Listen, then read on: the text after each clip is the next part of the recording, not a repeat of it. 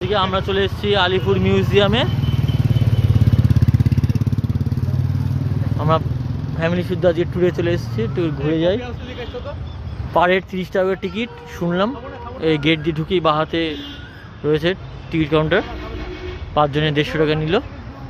চলেন আপনাদের ভিতরে গিয়ে দেখাই যে এবার কি কি আছে।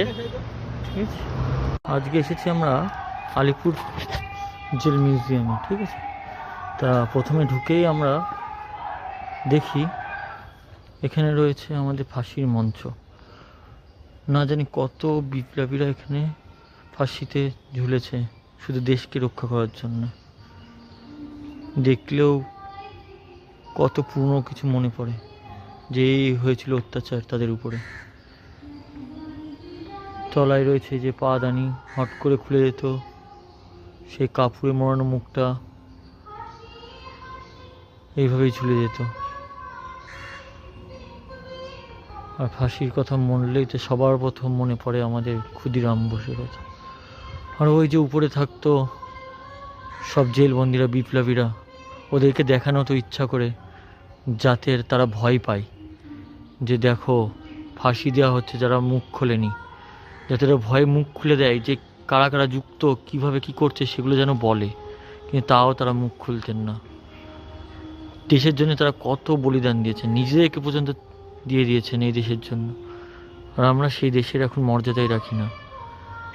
এখানে রয়েছে কারা কারা মারা গিয়েছেন এই জেলে, এই যে নাম দিয়েছেন, দেখে নেবেন। এতজন মারা গিয়েছেন এখানে। তার মধ্যে এখানে দেখতে পাবেন আপনারা দীনেশ গুপ্তকে, ওই যে ওপাশে।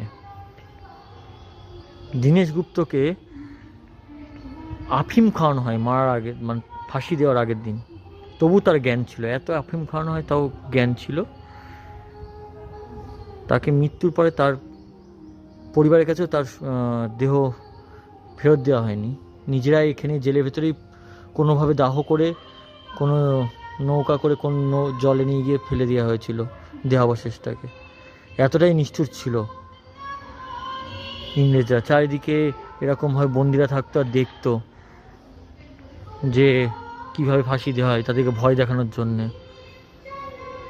সে জায়গায় এসে নিজেরই মনের ভেতরে কেমন একটা হয় যে তারা দেশের জন্য কত কিছু করেছেন।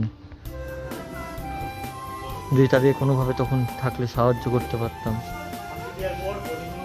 যে ফাঁসি দেওয়ার পরে এখানে বডিগুলোকে শোয়ানো হতো, ঘন্টা 3 রাখা হতো, তারপরে ফেরত দেওয়া হতো। কিন্তু সেই দীনেশ গুপ্তর বডি বাড়িতে ফেরতই দেওয়া হয়নি, মৃতদেহকে। আর ফাঁসি দেওয়ার আগে এই ঘরটাতে রাখা হতো সবাইকে। এই যে এত এত ছোট ছোট ঘর দেখুন, মাত্র কয়টুকু ঘর, এত একটা ছোট ঘর, সেখানে শোয়া বসা, এই যে সিমেন্টের বাঁধানো বিছানা, এখানে একই জায়গায় সব থাকা হতো এইটুকু ছোট ঘরে।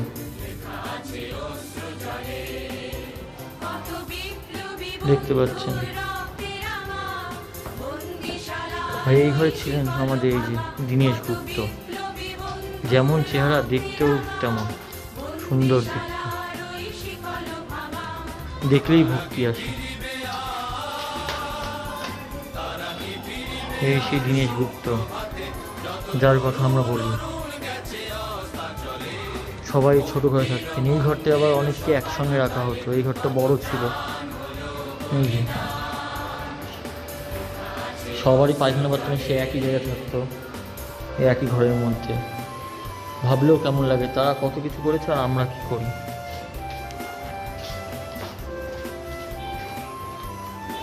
কত ছোট ছোট বাচ্চারা আসে, তাদেরকে দেখেও হয়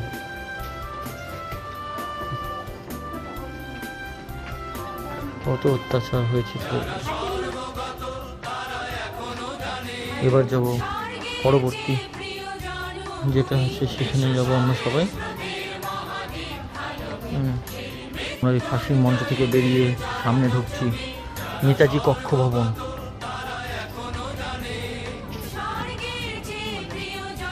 এই যে এর উপরে ছিলেন যতজন আমাদের বিপ্লবী, তাদের নাম দেওয়া আছে যে এখানে কারা কারা বন্দী ছিলেন।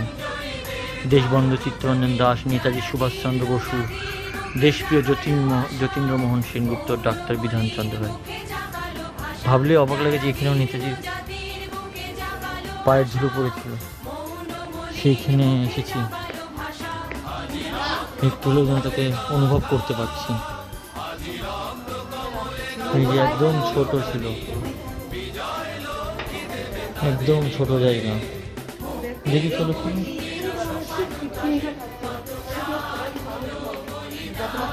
এখানে দেখো কে ছিল এসে।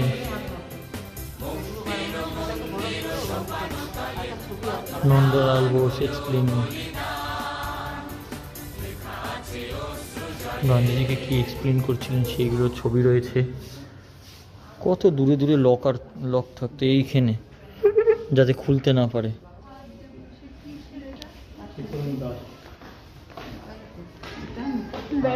চিত্তরঞ্জন দাস, এই যে এখানে আটকানো ছিল চিত্তরঞ্জন দাসকে। এই যে সব তার অস্থিগুলো সব রয়েছে, তার সব বডির অস্থি সব রয়েছে। এখানে চিত্তরঞ্জন দাসকে আটকে রাখা হয়েছিল। সব কিছু রয়েছে।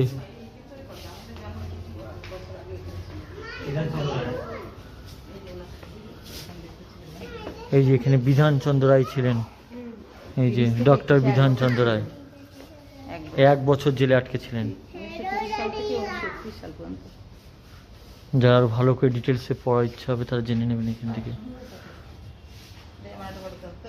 দেখি আমরা এবার নেতাজি সেলে যাব, যেখানে নেতাজি আটকে ছিলেন। সবই হয়ে করা হয়েছে, কত বিপ্লবীরা এখানে আটকে ছিলেন। দেখি আমরা, সুন্দর বেশ পরিচর্যা করেছে, জায়গাগুলোকে গুছিয়েছে, সব পরিষ্কার পরিচ্ছন্ন রাখা হয় সব সময়। এবার যাব আমরা নেতাজি সেল, দোতলায়। এইভাবে তাকে উপরে তোলা হয়েছিল বন্দি করার জন্যে। সেই সিঁড়ি দিয়ে উঠছি, ভাবলেও নিজের কেমন একটা লাগে, যেখান দিয়ে একসময় তিনি উঠেছিলেন, যিনি সব ভারতীয়দের মনে প্রাণে রয়েছেন। সবাই তাকে সবসময় অনুভব করতে পারেন, আর তিনি যেখানে ছিলেন সেখানে গেলে তো মনে হয় যেন সাক্ষাৎ তাকেই ফিল করছে একদম সামনে থেকে। এই যে অনেক দর্শক এসেছে, ভিজিটার্স। দেখি এই কক্ষেও কোনো বিপ্লবী ছিলেন, তবে এই ঘরে কিছু লেখা নেই। পরেরটা যে নেতাজি কক্ষ, আইন অমান্যের অপরাধে এই ভবনে তিনি ছিলেন 23শে জানুয়ারি থেকে 23শে সেপ্টেম্বর 1930 সালে, কয়েক মাস ছিলেন। কংগ্রেস নেতাকে অমানসিকভাবে লাঠিপেটা করা হয়। অপরাধ, তারা অন্যান্য বন্দীদের উপর প্রহরীদের অকথ্য অত্যাচারের প্রতিবাদ করেছিলেন। সুভাষের মাথায় আঘাত লাগে এবং তিনি প্রায় ঘণ্টাখানেক অজ্ঞান অবস্থায় ছিলেন। দ্বিতীয় বিশ্বযুদ্ধের সময় নেতাজি মিত্র শক্তির বিরুদ্ধে আজাদ হিন্দ ফৌজকে নেতৃত্ব দিয়েছিলেন। এই যে এই ঘরে ছিলেন নেতাজি। ভাবা যায় নেতাজি সুভাষ বোস, মনে হচ্ছে না সত্যি তিনি সামনে বসে আছেন। বন্দে মাতরম, জয় হিন্দ, ভারত মাতা কি জয়। যদি ওনাকে সত্যি দেখতে পারতাম, এইভাবে পা দুটো জড়িয়ে ধরতাম।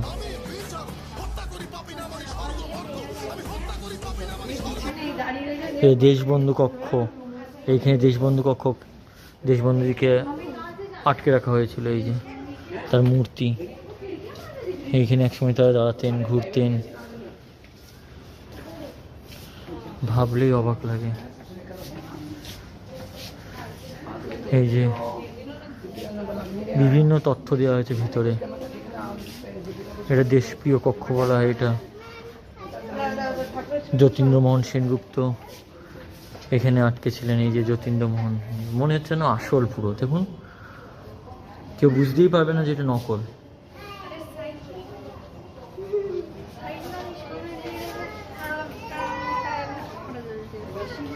কি সুন্দরভাবে পরিবেশন করা হয়েছে এখানে, তার জন্য আমরা জানতে পারছি। অবশ্যই আপনারা একবার হলেও আসবেন এখানে, তবে এটা ফিল করবেন। এবার আমরা যাবো পরবর্তী জায়গায়, তারপরে আপনাদেরকে দেখাচ্ছি সেই জায়গাটা। তবে নেতাজিকে আর একবার আপনাদের দেখাই।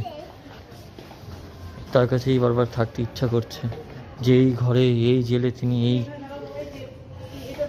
সব জায়গায় হাত দিয়েছেন, তিনি কোনো না কোনো জায়গায় তার তো হাতের ছোঁয়া আছেই, তার পায়ের ছোঁয়া আছে সব জায়গায় এই ঘরে।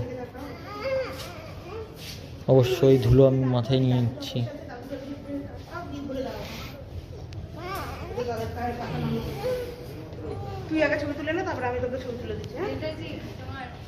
আমার গুরুদেব নেতাজি, নেতাজি আমার গুরুদেব। যদি একটু ওনার নখে যোগ্য হতে পারতাম। আমরা সব ফ্যামিলিতে, পুরো ফ্যামিলি একসাথে এসেছি আজকে। আপনারা অবশ্যই আসবেন। এই যে উপরে কি সুন্দর টিনের এই টালি দেয়া। দেখি পরের গন্তব্যে যাই। ছেড়ে যেতে ইচ্ছা করছে না, তবু যেতেই হবে। নেতাজিকে কারোর ছাড়ার ইচ্ছা নেই, সবসময় তিনি ভিতরে আছেন। এই যে আমরা তার পরবর্তীতে চলে এসেছি নেহেরু সেল। এখানে নেহেরু কক্ষ, মানে নেহেরুকে আটকে রাখা হয়েছিল। তবে কোনো গাইড নেই, এটা একটা প্রবলেম। আপনাদেরকে নিজেদেরকে ম্যাপ ডাউনলোড করে নিতে, মানে ফটো তুলে নিতে হবে সামনে থেকে, দিয়ে সেই হিসাবে আপনাদেরকে নিজেকে বুঝে বুঝে যেতে হবে, তবে আপনারা ভালোভাবে চিনতে পারবেন। তবে স্ক্যানার রয়েছে, আপনারা ওটা স্ক্যান করে শুনতে পারবেন কোথায় কী বিবরণ, কিন্তু সেটাও ঠিকঠাক কাজ করে না, স্ক্যান করেও কিছু পেলাম না ঠিক করে। তা দেখুন আমরা চলে এসেছি নেহেরু কক্ষে। এই যে এই ঘরে নেহেরু আটকে ছিলেন, জওহরলাল নেহেরু। বেশ কিছু বলতে চাই না এনাকে নিয়ে।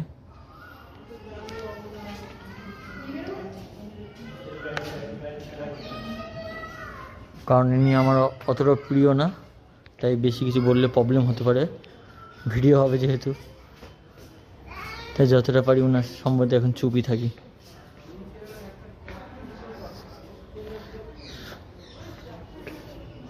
নেতাজিকে রাখা হয়েছিল ওপরে দোতলায়, ওই পাশে। ওই যে ওই ফাঁক দিয়ে দেখা যাচ্ছে, ওই জানলা দিয়ে ওই পাশটাই দোতলা রয়েছে। আর এখানে এই পাশে এসে নিচে রয়েছে আমাদের নেহেরু কক্ষ। দেখি এবার পরের গন্তব্যস্থলটা দেখি। আসো। এই যে নেহেরু কক্ষ থেকে বেরিয়েই, যে নেহেরুর জন্য আমাদের সর্দার বল্লভভাই প্যাটেল প্রধানমন্ত্রী হতে পারেননি, তাও বললাম, আপনারা তো সবই জানেন। থাক, সে নিয়ে পরেই আলোচনা হবে। এখন আমরা যাচ্ছি গোডাউনে। কারা পরিসরের মধ্যে একটু বিশাল ঘর গুদাম হিসাবে ব্যবহৃত হতো। এখানে বন্দীদের নিত্য প্রয়োজনীয় রসদ মজুদ ও বিতরণ করা হতো। এটা এক্সিট গেট, ওই সামনে দিয়ে ঢুকতে হবে, এন্ট্রি কক্ষ। এখানেও একটা জেল ছিল, এই যে ঝোপঝাড় হয়ে পড়ে আছে বন্ধ হয়ে। এখানেও কেউ না কেউ একসময় বন্দি ছিল, সবই তো বিপ্লবীরাই বন্দি থাকতেন। দেখি গুদাম ঘর, যেখানে মানে আমাদের বিপ্লবীদের বিভিন্ন সামগ্রী, মানে যারা জেলে বন্দি থাকতো তাদের জন্য বিভিন্ন সামগ্রী রাখা হতো। দেখি চারপাশে এই যে বিভিন্ন ছবি দেওয়া হয়েছে, এই যে, আর তাদের সম্পর্কে পড়তে পারেন, বিভিন্ন কিছু রয়েছে, বিভিন্ন ডেস্টিনেশন ইন্ডিয়া, অনেক কিছু দেখতে পাবেন আসলে।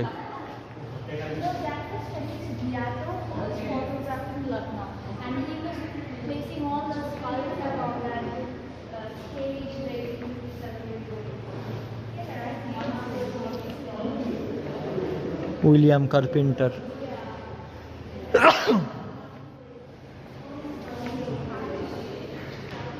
অনেক ফটো আছে এখানে, জাস্ট কী কী রাখা হয় এইসব কিছুই তো নেই দেখছি, জাস্ট এমনি ফটো টাঙানো আছে। আগে মানে জেলবন্দীদের সামগ্রী রাখা হতো, এখন কিছুই নেই সেগুলো।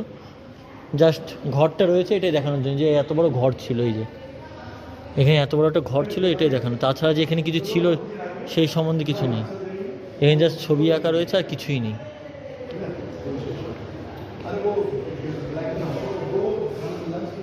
মানে এখানে জেলবন্দীদের জন্য কি রাখা তো সেগুলো আর নেই, শুধু জাস্ট আঁকাটাই দিয়েছে আর ঘরটা রয়েছে, যে এত বড় ঘর, আর কিছুই নেই। তাহলে আপনারা দেখলেন যে এখানে আগে রাখা হতো, আমরা ভাবলাম কিছু না কিছু দেখতে পাবো, হয়তো কি রাখা থাকতো কি, এখন কিছুই রাখা হয় না, এখন জাস্ট ছবিটাই জাস্ট দেওয়া হয়েছে। এরপর দেখা যাক আমরা কোথায় যাই। ওই সামনে যাব, প্রিজন লাইফ অফ আন্দামান লেখাই আছে এখানে দেখতে পাচ্ছি। দ্বীপান্তরের বন্দি জীবন কেমন ছিল সেটা দেখবো আমরা।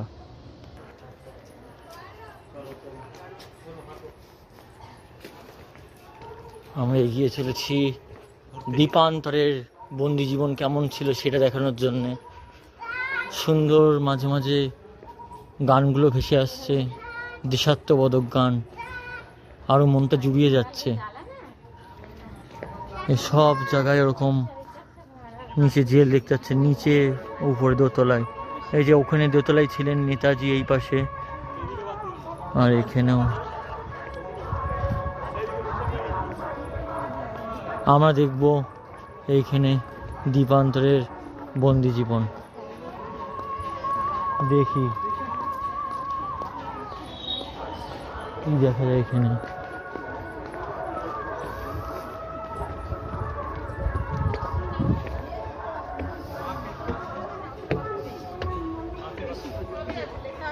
এই যে আমরা এগোচ্ছি, কি লেখা আছে? নিষ্ঠুর বন্দীদের জন্য করা হতো, গার্ডদের পক্ষে সে সুবিধাজনক ছিল।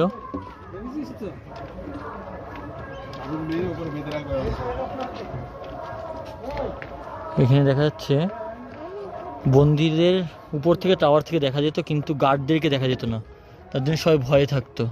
এই যে এটা ছিল ওখানকার এই যে ম্যাপ, 1812 সালে তৈরি হয় লন্ডনের প্ল্যানে, পঞ্চভুজ আকারে 6টি।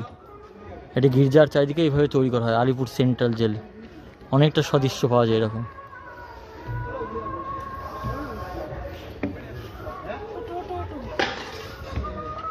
এই দেখেন চারিদিকে দেখা যাবে, এখান থেকে সব দিকে দেখবো আমরা, সব দিক।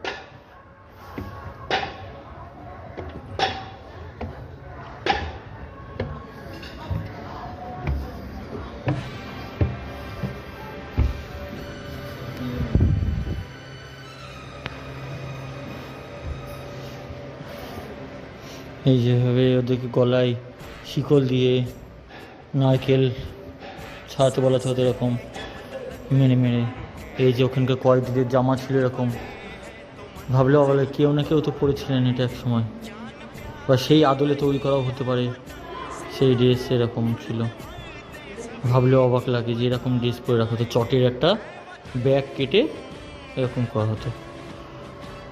এই যে এরকমভাবে তেলের ঘানি যেগুলো বলা হতো সেগুলোকে মানুষের দিয়ে বিষয় করা হতো, যেগুলো মেশিনে ভাই সবাইকে শিকলে বাঁধা থাকে। কি নিষ্ঠুর ছিল ইংরেজরা। এখানে আন্দামানের একটা ছবি দেওয়া আছে ছোট, এই যে এরকম ছিল পঞ্চভুজ, আলিপুর সেলুলার জেল। ভিডিওগুলো, ছবিগুলো তুলে ধরেছে যখন কনস্ট্রাকশন হচ্ছিল, যেভাবে তৈরি হয়েছিল সেলুলার জেল।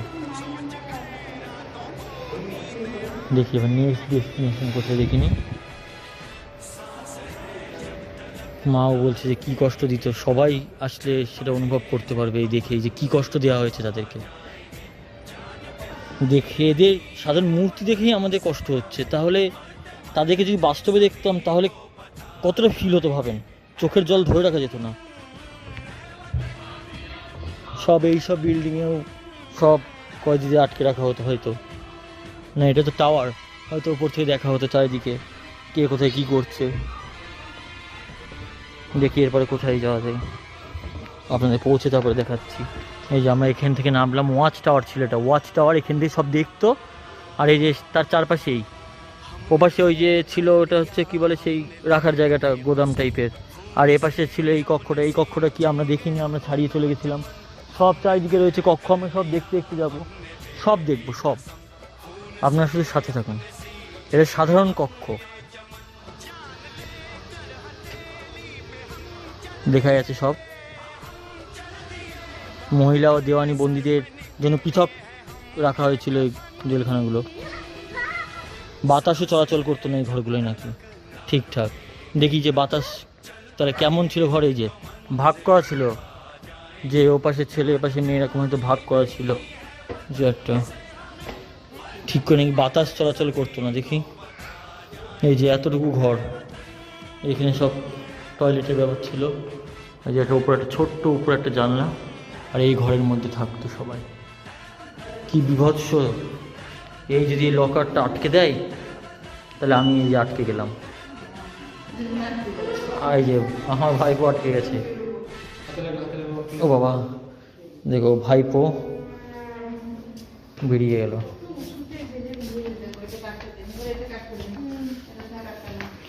কত ছোট ছোট ঘর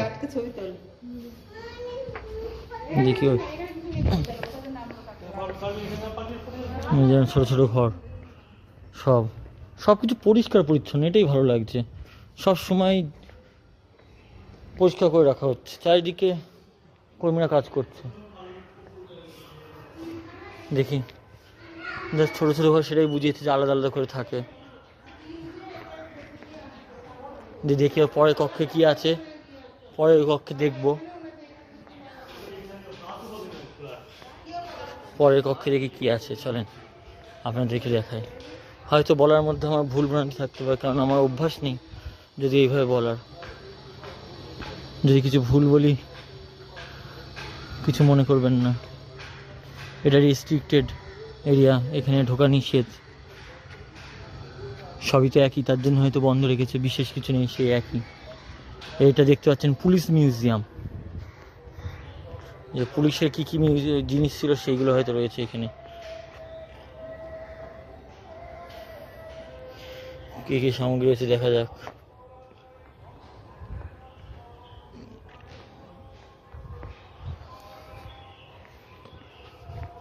যেখানে দোতলায় ওঠার সিঁড়িটা বন্ধ আছে, সব পরিষ্কার পরিচ্ছন্ন, একদম নিট অ্যান্ড ক্লিন। এই যে এখানেও আটকে কী কী সামগ্রী ছিল সেইগুলো রয়েছে। দেখুন, রেভলিউশনারি অ্যাক্টিভিটি, বেঙ্গল ডিউরিং, পুরো বেঙ্গল দেখুন এই যে এরকম ছিল ম্যাপটা। আর এই যে কী কী বন্দুক রয়েছে দেখুন, রিভলভার ইউজড বাই কানাইলাল। হ্যাঁ, নরেন গোসাইকে হত্যা করতে কানাইলাল দত্তের ব্যবহৃত রিভলভার লেখা আছে। এই রিভলভার দিয়ে নরেন গোসাইকে হত্যা করেছিলেন কানাইলাল। ভাবা যায় যে কানাইলাল এই পিস্তলটা ব্যবহার করেছিলেন মারার জন্য, তার হাতের ছোঁয়াতে আছে। এই পিতলের বোমার খোল, এর ভিতরে বারুদ পুড়ে বোম ফেলা হতো। এই যে নরেন্দ্র ব্যানার্জির কাছ থেকে 1 সেপ্টেম্বর এই অস্ত্রটা উদ্ধার করা হয়। বিপ্লবীদের কাছে ভালো সামগ্রী ছিল, এর থেকে বোঝা যায়। লন্ডন থেকে আনা হয়েছিল, লেখা আছে এখানে। আলিপুর জেলের নরেন গোস্বামীকে হত্যার জন্য সত্যেন্দ্রনাথ বসু ব্যবহৃত রিভলভার। সত্যেন্দ্রনাথ বসু ব্যবহার করেছিলেন এই পিস্তলটা, ভাবতে পারছেন? সবাই কেউ না কেউ ব্যবহার করেছেনই। এই ভূপেন্দ্র কিশোর আচার্যের কাছ থেকে এটা উদ্ধার করা হয়েছিল। সমস্ত বিপ্লবীদের কাছে বিভিন্ন ধরনের বন্দুক ছিল। এটা দেখুন, খুলনা যশোর গ্যাং সদস্যদের কাছে ছিল। মাথায় ছিল চাকু টাইপের, যাতে ওটা দিয়ে গুলি ফুরিয়ে গেলে আত্মরক্ষার জন্য ইউজ করতে পারেন। একটাই গুলি হয়তো ছিল ওতে। এই দেখেন পিতলের বোমার খোল, এই যে বড় কাঠের বোমার খাঁচ, এগুলোর ভেতরে সব পুড়ে পুড়ে বারুদ পুড়ে ফেলা হতো। বোমার খোল এগুলো সব তামার, এটা বোমশেল, মানে তামার আছে, কাঠের আছে, পিতলের আছে। এটা হচ্ছে দেখুন লোহার বোমের খোল, ওই চাবিটা টেনে ফেলে দেওয়া হতো। এই দেখি মানিকতলা ষড়যন্ত্রকারী দ্বারা ডিএইচ কিংসফোর্ডকে যে বই বোমাটি পাঠানো হয়েছিল, এর বই বোমা, মানে এই বইয়ের ভেতরে এই যেভাবে বোমা রাখা ছিল, মানে বই খুললে অটোমেটিক বাস্ট হতো। দেখুন কীভাবে কেটে কেটে বোমা রাখা হয়েছিল, পুরো মাপ মতো। কত মোটা বইটা দেখুন, এর ভিতরে বইয়ের পেজগুলো কেটে এখানে বোমা রাখা হয়েছিল, পিতলের বোমা। এই যে এখানে সবার ছবি দেখতে পাবেন। কিংসফোর্ডকে মারার জন্যে পরেশ মৌলিক, হেমচন্দ্র দাস, সবার ছবি রয়েছে। এই দেখেন অরবিন্দ ঘোষ, সবার সম্বন্ধে পড়তে পারবেন আপনারা চাইলে। এখানে থাকলেও আপনার ভিডিও পজ করে পড়তে পারবেন।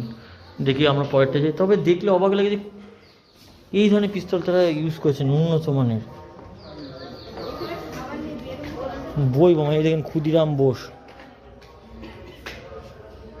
লেখা রয়েছে, এই আমার অন্যতম গুরুদেব। এটা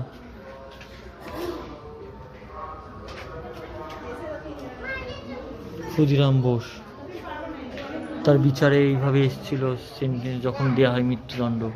এই দেখুন,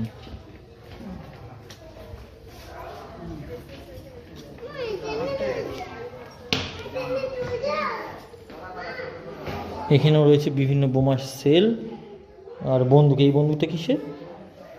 নরেন্দ্রনাথ ব্যানার্জি বাড়িতে পাওয়া গিয়েছিল এটা, 6 চেম্বার, ছোট্ট একটা বন্দুক, সব বোমার সেল। তারপর আবার দেখতে পাচ্ছেন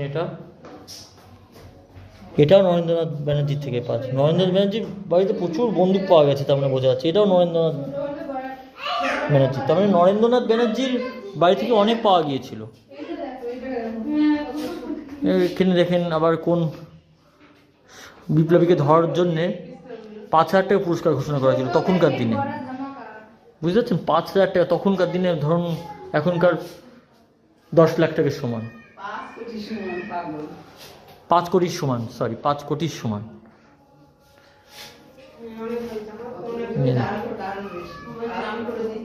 সব বিপ্লবীদের ব্যবহার করা বন্দুক দেখুন, সবাই ব্যবহার করেছেন কেউ না কেউ। সতীশচন্দ্র,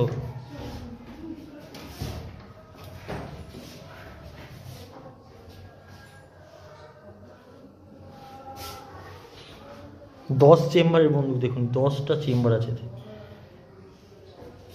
ঢাকা ষড়যন্ত্রের সব যা যুক্ত ছিল তাদের বন্দুক এগুলো, ঢাকা ষড়যন্ত্রের ক্ষেত্রে যারা ইউজ করেছিলেন। দেখি পরেরটাই দেখি আমরা।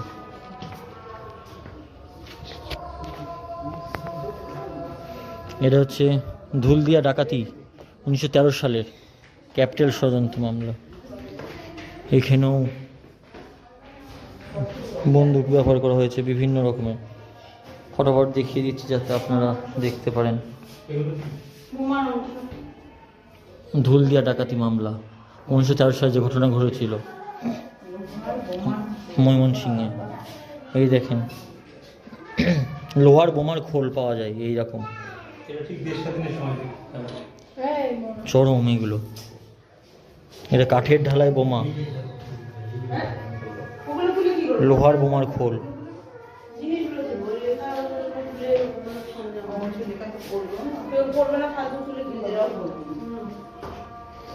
বলছে ভাইসরয় লর্ড হার্ডিঞ্জের ওপরে নিক্ষিপ্ত বোমার যে অংশগুলো ছিল এইগুলো, সেই যে বোমাটা ছোড়া হয়েছিল তার যে টুকরোগুলো পাওয়া গিয়েছিল এইগুলো টুকরো টুকরো টুকরো। দেখেন এই টুকরো যদি মানুষের গায়ে লাগে কেউ থাকে?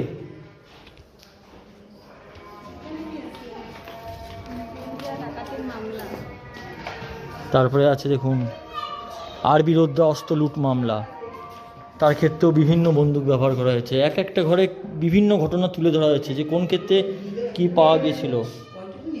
চাকু, গুলি, এই যে গুলি পাওয়া গিয়েছিল কার বডি থেকে সেইগুলো পর্যন্ত বের করা হয়েছে। কার মাথা থেকে গুলি পাওয়া গেছে, এইগুলো সাংঘাতিক ব্যাপার। দেখুন তা ধরা পড়ার পর তাকে কিভাবে রাখা হয়েছিল, এই দেখুন কত বাঙালি। আমরা এদের নাম সত্যি স্মরণ করি না, ভুলেই গেছি, আমরা জানি না। এই যে বড় বন্দুকের অংশ রয়েছে খোলা অবস্থায়। কত লোক, কত বিপ্লবী প্রাণ দিয়েছে।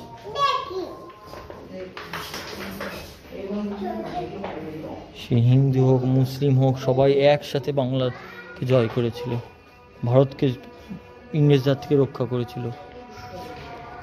এটা আগরপাড়া ডাকাতি কাণ্ডে যারা ছিলেন তাদের কাছ থেকে যেগুলো উদ্ধার হয়েছিল সেইগুলো, আগরপাড়া ডাকাতি থেকে। রাসবিহারী বোস, এগুলো রাসবিহারী বোসের কাছ থেকে হয়তো পাওয়া গিয়েছিল। ছবি রয়েছে ওনার, তবে ওরকম কিছু লেখা নেই ওনার নামে।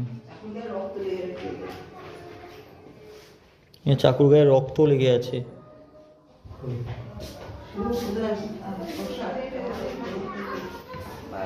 গুলির টুকরো পাওয়া গেছে শরীর থেকে, এসআই এর শরীর থেকে পেয়েছিল। বিভিন্ন ইংরেজদেরকে যাদের মারা হয়েছে সেই সব ইন্সপেক্টর থেকে যেসব গুলি পাওয়া গিয়েছিল সেইগুলো বের করা হয়েছে।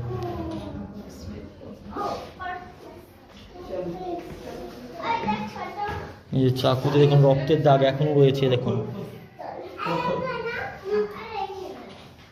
ডাকাতে দেখুন চাকুর গায়ে লেগে থাকে রক্ত।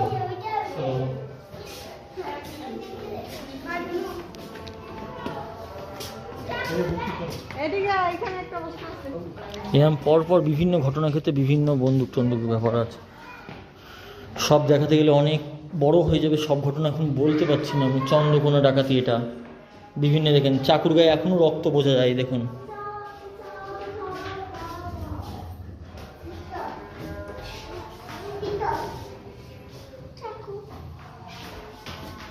চাকু ভোজালে বিভিন্ন কিছু রয়েছে।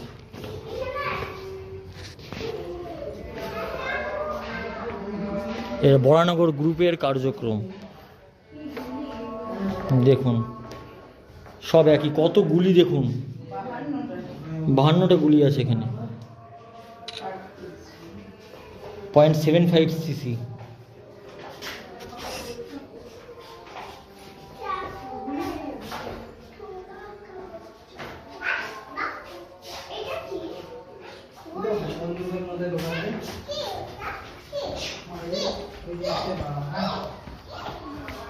প্রচুর ঘটনা তুলে ধরা হয়েছে এখানে, যতগুলো আছে।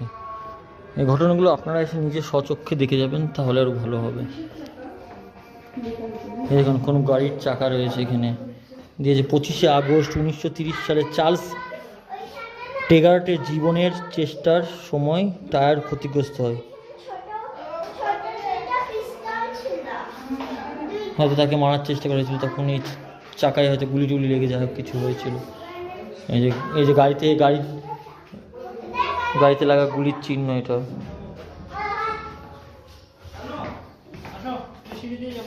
প্রচুর কিছু আছে।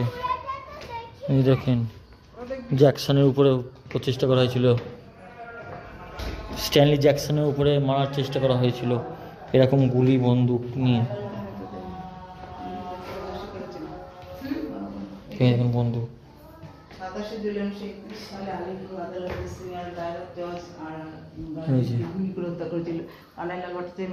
কানাইলাল ভট্টাচার্যের মৃতদেহ দেখুন।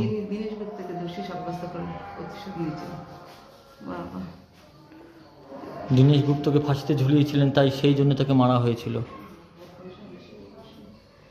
তিনি দোষী সাব্যস্ত করেছিলেন, তাই তার উপর প্রতিশোধ নেওয়া হয়েছিল। এর জন্য কোনো কষ্ট নেই।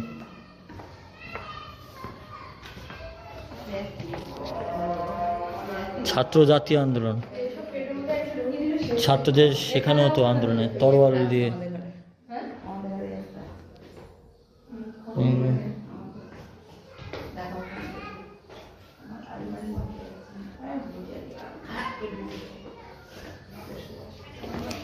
অল্প অল্প করে ধরছি, আপনারা পড়ে নেবেন নিজেরা।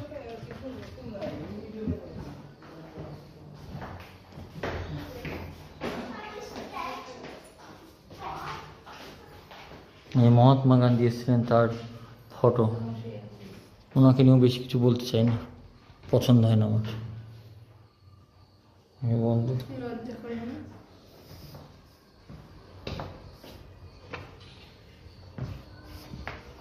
সবাই লাস্ট অব্দি আস্তে আস্তে হাঁপিয়ে গেছে, কেউ আসেইনি, বেশিরভাগ লোকই চলে গেছে মাঝপথ থেকে, ভাবছে একই জিনিস। কিন্তু আমরা যেহেতু এসেছি সবই দেখবো যে কি কি আছে, সে একই জিনিস হোক আর যাই হোক, নাহলে বাড়ি গিয়ে আফসোস করতে হবে যে কি ছিল। এখানে পিস্তল রাখা আছে না কি রাখা আছে, সব লেখা আছে।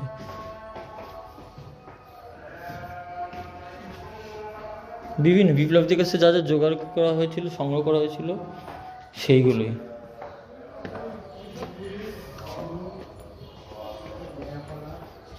আগ্নেয়াস্ত্রের ইতিহাস এখানে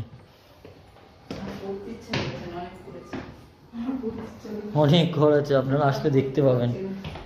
একই জিনিস আছে বেশিরভাগই, কিন্তু বিভিন্ন ঘটনাগুলো তুলে ধরা হয়েছে। তবে এটা শেষ হলো, এবার যাবো আমরা পরবর্তী গন্তব্যস্থলে। এটা গিয়েছিল পুলিশের ইয়েগুলো, যে কী কী পুলিশ মিউজিয়াম, যেখানে পুলিশ কী কী উদ্ধার করেছিল সেইগুলো ছিল এখানে। দেখি আপনাদের পরবর্তী গন্তব্যস্থলে গিয়ে আবার দেখাচ্ছি। এবার এসেছি তারপরে ঐতিহাসিক কারাকক্ষ, ওই যে ওইটা থেকে বেরোলাম, ওই যে গাড়ি রাখা রয়েছে ওখান থেকে বেরোলাম, দিয়ে যেকে এসে ঐতিহাসিক কারাকক্ষ। এইগুলো বিনা, দেখুন লেখা রয়েছে যেরকম ছিল আগে সেই রকমই, মানে কোনো রকমের সংস্কার করা হয়নি। ঠিক আছে, যাতে আমরা বুঝতে পারি যে তারা কেমন কি জীবনে ছিল, ঠিক আছে, সেটা দেখবো আমরা। বন্দিদের জীবনচর্যা দেখুন, এই দিক থেকে ঢুকবো আমরা, যেখানে কোনো, এই পাশটা হয়তো করেছে, ওই পাশে দেখুন কোনো ইয়ে করা হয়নি, সংস্কার করা হয়নি, তবু আমরা চারিদিকটা দেখে যাব। এটা দোতলারটা লক করা আছে যদিও। এই যে এখানে বেশি কিছু সংস্কার করা হয়নি, মোটামুটি যে দরজাগুলো ভাঙা অবস্থাতেই আছে। এই যে এরকম ভিতরে আটকানো অবস্থা থাকতো, সব এক ঘরের ভিতরে থাকতো, সবাইকে এক ঘরে এনে ফেলে রাখতো। দেখতে পাচ্ছেন আপনারা, এরকম বড় একটা ঘর, পুরো একটা বড় ঘর এরকম।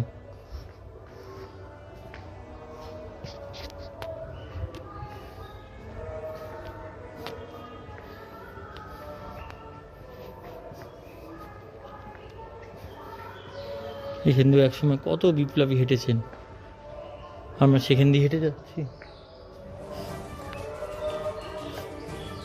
কারার ওই লৌহ কপাট লেখা রয়েছে।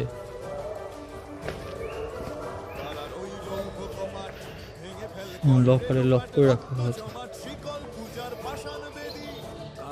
আমরা এখান দিয়ে ওই পাশে যাবো, ওই পাশে যাওয়ার রাস্তা নেই নাকি দেখি। আমরা এখান দিয়ে যখন খোলা হতো তখন এখানে এসে বসতো সবাই।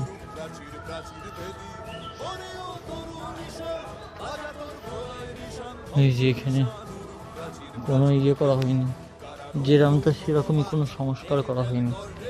দেখুন এই পাশে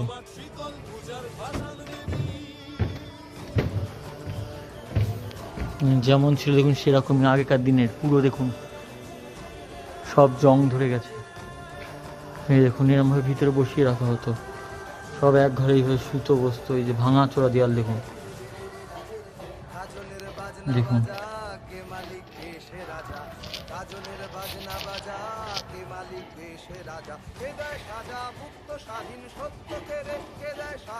ভেতরে যা খাওয়া দাওয়া রান্না করা। এই যে মার সময় হলে এরকম বাইরে ঝুলিয়ে মারা হতো, এই যে দেওয়ালে হাত বেঁধে নিয়ে মারা হতো। এইভাবে কি নিষ্ঠুর অত্যাচার করা হয়েছে বিপ্লবীদের উপরে। ভিতরে ঢুকবো আমরা, বাইরে থেকে দেখাচ্ছি জানলাগুলো লোহার জানলা ছিল। কিছু বলছেন হয়তো, দেখি।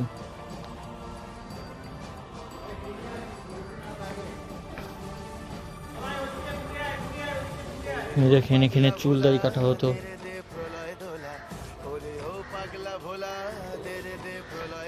কত নিষ্ঠুর ছিলেন এরা। এই সিঁড়িগুলো এরকম ছিল, লোহার রড দিয়ে এইভাবে হতো। ওখানে তো সব দেওয়াল গাঁথা রয়েছে সিঁড়ি পাশ দিয়ে, কিন্তু এরকম ভাঙাচুরো ছিল, এইভাবে ওঠা হতো উপরে। পরিষ্কার করা হতো ওদের দিয়েই। এখানে স্নান করা, জামা কাপড় কাচা সব এখানে করা হতো। এরকম সবাই বসে থাকতো এখানে, সব গল্প টল্প যাবতীয় যা কিছু তো সব এখানে।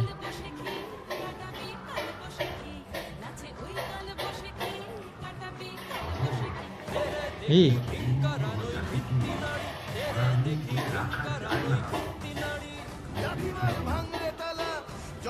কি বলছে এরা, কোনো সেন্সার লাগানো আছে হয়তো, যখন যা হচ্ছে কিছু কথা হচ্ছে। এই যে এটা ছিল বাথরুম, একই জায়গায় বাথরুম করবো।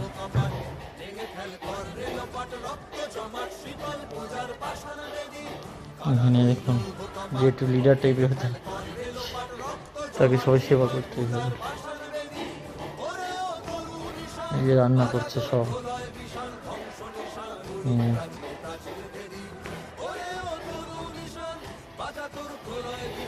চলেন দেখি বাইরে গিয়ে।